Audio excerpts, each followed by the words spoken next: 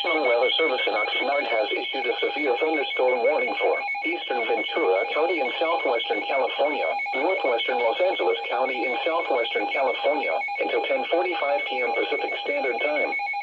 At 9:46 p.m. Pacific Standard Time, a convective line of storms extended from near Moorpark to near Point Mugu, moving east at 15 to 20 miles an hour. Hazard, 60 miles an hour wind gusts. Source, radar indicated. Impact, expects damage to roofs, siding, and trees. Locations impacted include Simi Valley, Van Nuys, Woodland Hills, Malibu, Santa Monica, Calabasas. For your protection, move to an interior room on the lowest floor of a building. Wind damage with these storms will occur before any rain or lightning. Do not wait for the sound of thunder before taking cover. Seek shelter immediately inside a sturdy structure and stay away from windows.